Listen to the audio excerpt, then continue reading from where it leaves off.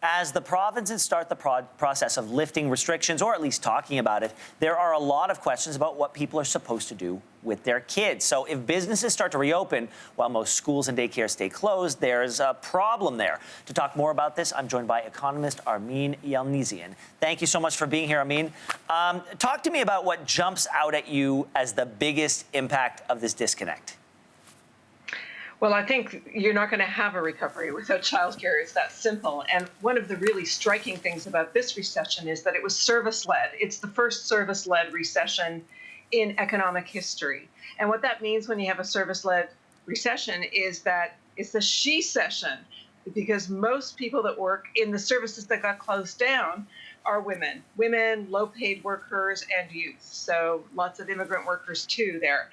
But ironically, they are also the essential workers. So we know that in many jurisdictions, to be able to have essential workers actually do the work, childcare was made free and around the clock, which is something we needed before COVID, and was made available to essential workers so they could get the job done.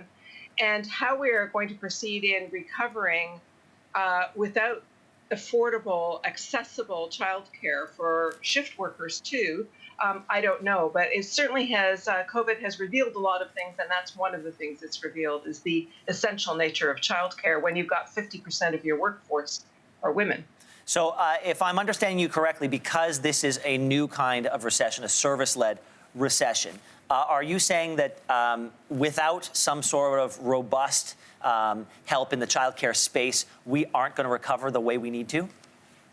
Well, what I'm saying is the women that have stayed at home are less likely to go back if they don't feel that their children are safe. Because even though a child might not be as likely to get COVID, the child is still a transmitter. So if there's anybody in the house that is immunocompromised, like life doesn't go back to normal just because work reopens.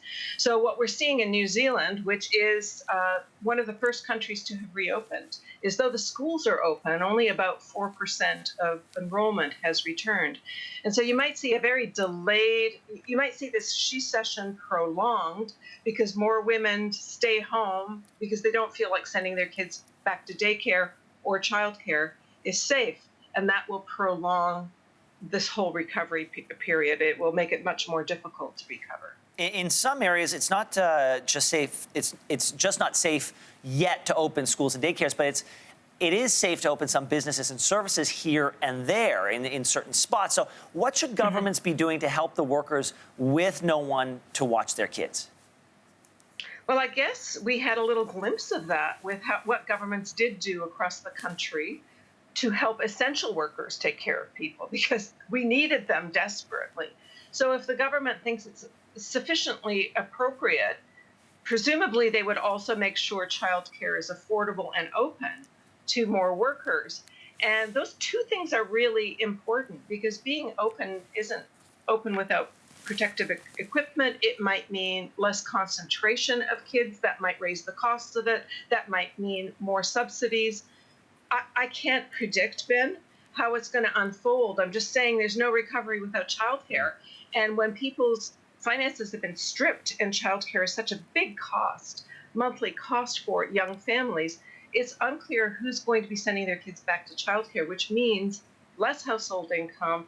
And a lot of the gains women have made over the last decades perhaps rolled back, at least in the medium term. But this is not a short-term phenomenon. No recovery without childcare. Very wise words to end on today. Armine Yalnizyan, thank you very much. My pleasure. Thank you. Thanks for watching. If you like this, be sure to subscribe here. And you can check out more Your Morning videos right here.